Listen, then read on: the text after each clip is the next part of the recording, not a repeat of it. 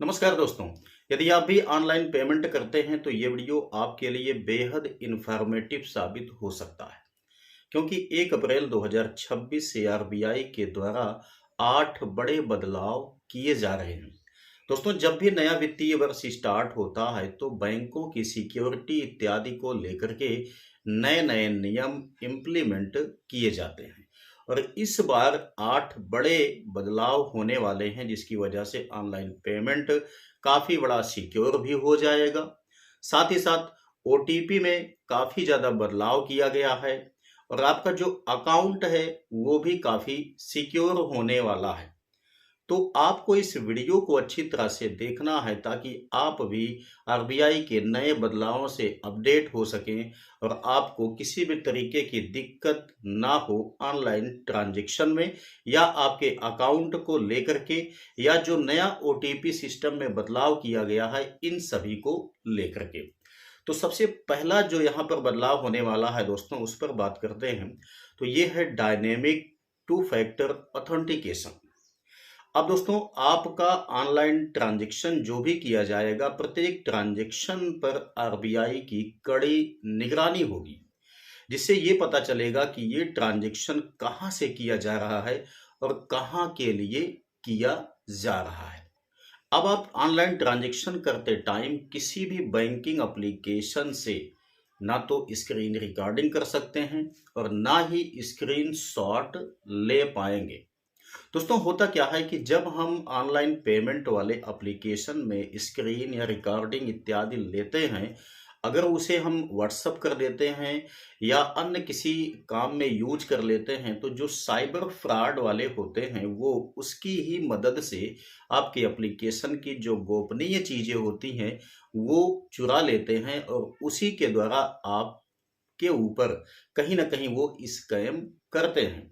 इन सब चीज़ों को देखते हुए ही बैंकिंग एप्लीकेशन में स्क्रीनशॉट, स्क्रीन रिकॉर्डिंग इत्यादि को अब आरबीआई ब्लॉक करने जा रहा है। ना तो आप ऑनलाइन ट्रांजैक्शन के टाइम ही ले पाएँगे स्क्रीनशॉट, ना तो आप अन्य टाइम पर ही ले पाएँगे। मतलब ये पूरी तरह से आपका अब बैन होने जा रहा है। जो तीसरा बदलाव किया जा रहा है दोस्तों, ये काफ़ी शानदार है। जब आप सोते रहते हैं उस टाइम पर भी काफ़ी साइबर जो स्कैमर होते हैं वो आपके अकाउंट को खाली कर सकते हैं आपके मोबाइल फ़ोन इत्यादि के मदद से। ठीक है?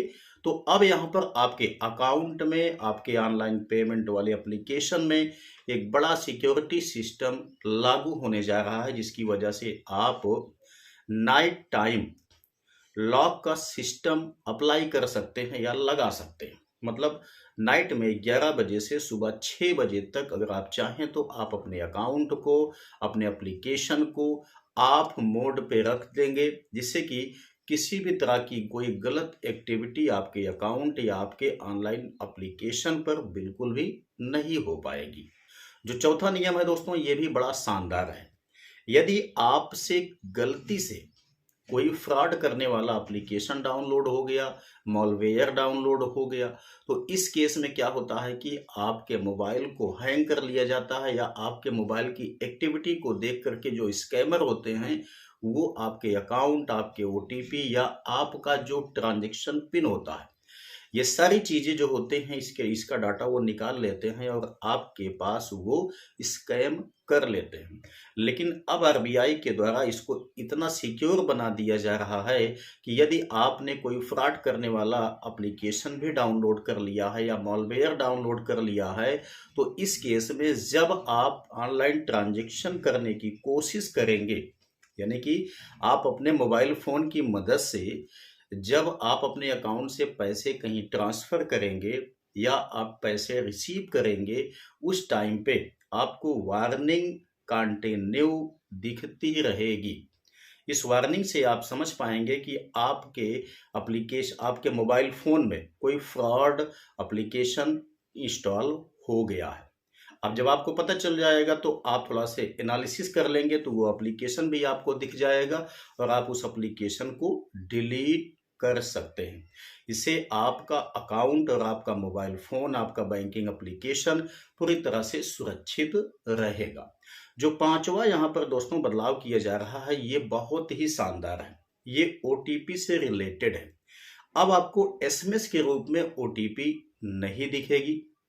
एसएमएस के रूप में ओटीपी जब जाती है तो वहाँ पे काफ़ी बड़ी प्रॉब्लम क्रिएट होती है, और ओटीपी अगर कोई व्यक्ति गलत तरीके से यूज कर लेता है तो आपके साथ स्कैम होने के चांसेस बने रहते हैं। लेकिन आरबीआई अब ओटीपी एसएमएस वाले सिस्टम को ही खत्म कर दे रही है। जब आप अपने बैंकिंग एप्लीकेशन को स्टार्ट करेंगे, ओटीपी भेजने की आवश्यकता होगी। ओटीपी जब आप भेजेंगे तो ओटीपी एसएमएस के रूप में नहीं जाएगा, बल्कि आपके इंटरफेस में ही वो ओटीपी दिख जाएगी और आप ओटीपी को डाल पाएंगे।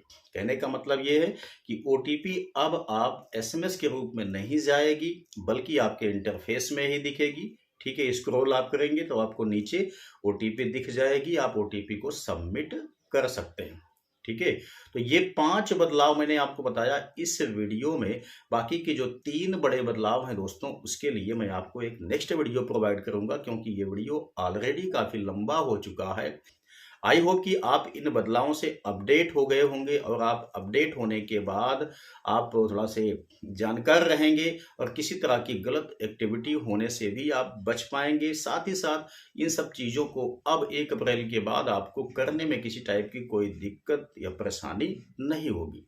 यह वीडियो कैसा लगा आप लोग कमेंट करके नीचे अवश्य बताइएगा, और यदि आपको पसंद आया है ये वीडियो भाई तो लाइक कर देना, अपने दोस्तों के साथ भी इसको साझा अवश्य कर दीजिएगा। तो चलिए मिलते हैं नेक्स्ट वीडियो में नई जानकारी के साथ, तब तक के लिए जय हिंद।